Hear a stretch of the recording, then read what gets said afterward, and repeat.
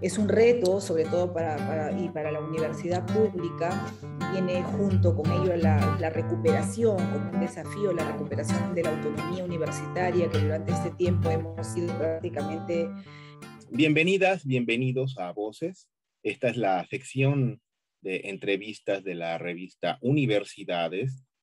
Y en esta ocasión vamos a conversar con Ada Gallegos, quien es directora ejecutiva de la Asociación de Universidades del Perú, de la ASUP, que es una organización que integra a universidades tanto públicas como privadas de ese país.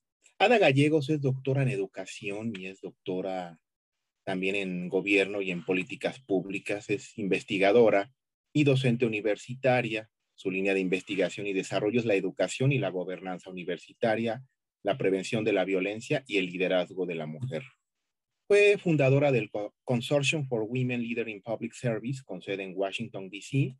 Fue becaria Fulbright del programa Hubert Humphrey, certificada por el presidente de Estados Unidos, Barack Obama. Finalmente, en cuestión de gestión pública, ha desempeñado diversos cargos directivos y ha recibido también no pocos reconocimientos.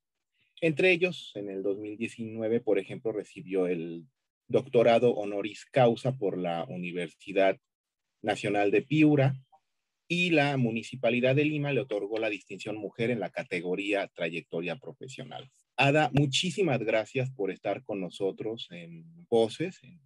Y pues quisiera preguntarte, por ejemplo, a raíz de estos 18 meses que ha durado más o menos el encierro ocasionado por la pandemia de COVID-19, las instituciones de educación superior, las universidades a escala mundial, han atravesado por diversos retos de toda índole, pero principalmente estamos hablando de una reconversión hacia modelos de educación en línea. Desde la ASUP, ¿cuál es tu mirada de este problema? ¿Cómo ha sido esta reconversión para las universidades peruanas? Sin duda, representó la pandemia uno de los más grandes desafíos que enfrentó la universidad peruana, pues no todas se encontraron en condiciones como para poder enfrentar esta situación, principalmente las condiciones de orden tecnológico. Además, coincidía que el ingreso en esta etapa, el Perú, todas las universidades peruanas se encontraban en una coyuntura de una implementación de la nueva regulación que teníamos para las universidades que consistía en una exigencia de participar en un proceso de licenciamiento de las nuevas condiciones para el funcionamiento de las universidades, es decir, como si todas las universidades volvieran a nacer, independiente de que fueran centenarias, tuvieron cerca de 470 años, todas las universidades debían entrar en un proceso de ser reconocidas y ser licenciadas.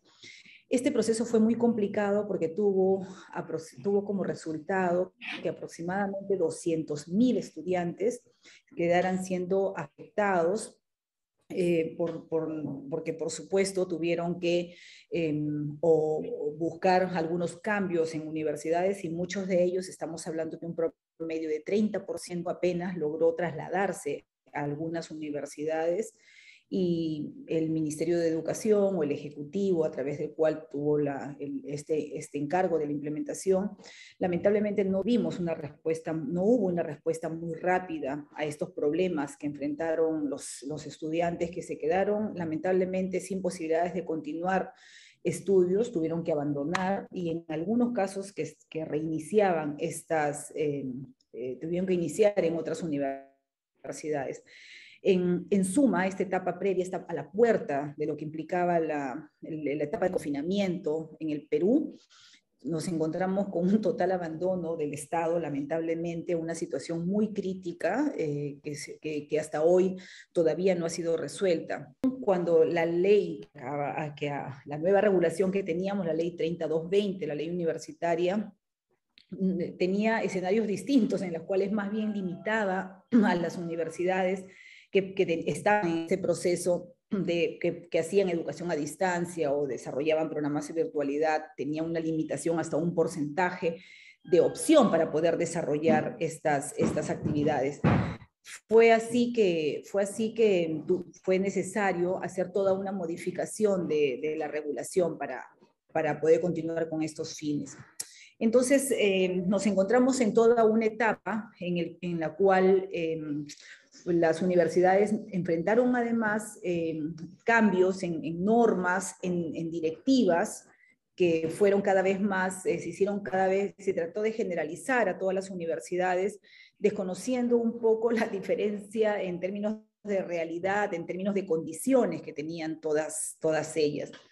Entonces, tuvimos, por supuesto, que la problemática, las respuestas que empezaron a darse en esta coyuntura, empezaron a tener diferencias incluso por el tipo de gestión de cada universidad.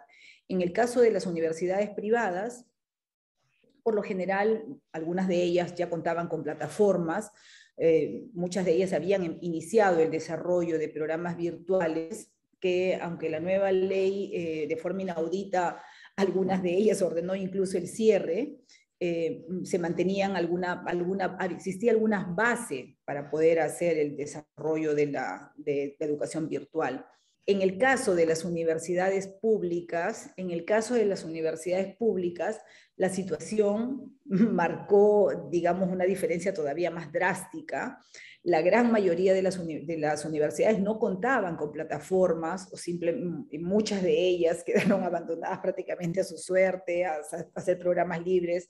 Además, en marzo, cuando debía iniciarse el proceso de las actividades, por supuesto, tuvimos que esperar casi un semestre para poder iniciar actividades, ¿no? Terminamos de marzo, de lo que se tenía previsto, hacia fin de mes, digamos, terminamos muchas iniciando entre octubre, septiembre, entonces ahí hubo un desfase que nos ha tomado ese tiempo en nivelación. Entonces fue el tiempo necesario para crear algunas plataformas, programas, adecuaciones, todo un proceso que fue necesario hacer mucha fuerza al interno de las universidades.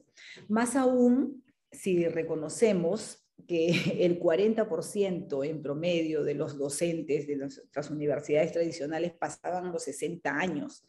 Entonces fue muy complejo, más aún la adecuación por una necesaria preparación al campo de la virtualidad. Allí hemos tenido mezclado con toda una coyuntura política de muchos cambios de alta complejidad que nos han llevado lamentablemente a una situación, una circunstancia como la que ahora nos toca enfrentar, ¿no? Y las universidades, bueno, las universidades están allí tratando de buscar respuestas, pero cada una dentro de las propuestas que puedan surgir, y por eso es el seno y la preocupación de esta institución de poder mantener algunas respuestas como conjunto y bueno, y plantearlas como un intercambio necesario y una demanda importante con el Estado, ¿no? Desde la ASUP, ¿ustedes vislumbran que haya alguna especie de crisis financiera en el sector educativo superior?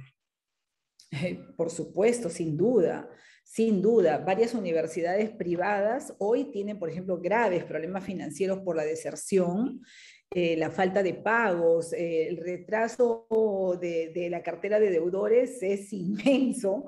A todo ello, al no tener liquidez, se suma más aún las normas y vocerías políticas. Yo creo que hay un toque muy amplio de populismo ahí para rebajar pensiones o congelar los pagos. Y la pregunta es cómo mantendrían la continuidad las universidades cuando el 100% está precisamente sostenido por la matrícula, en el caso de las universidades privadas. En el caso de la pública, el problema, por supuesto, es similar por la falta de un presupuesto propio para poder atender esta nueva realidad. Si había una demanda amplia para que las universidades puedan contar con condiciones básicas de calidad, motivo por el cual pasaban esta fase de licenciamiento, ahora con esta realidad, igual las limitaciones presupuestales son muy hondas, incluyendo la lamentable pérdida, ¿no? Que no hemos podido tener respuesta para poder acompañar todo este proceso muy grave de pérdidas sin respuestas oportunas ni reales, ¿no? Pero ustedes, ¿cómo ven este retorno a las clases presenciales? ¿Hay posibilidades? ¿Para cuándo y cómo?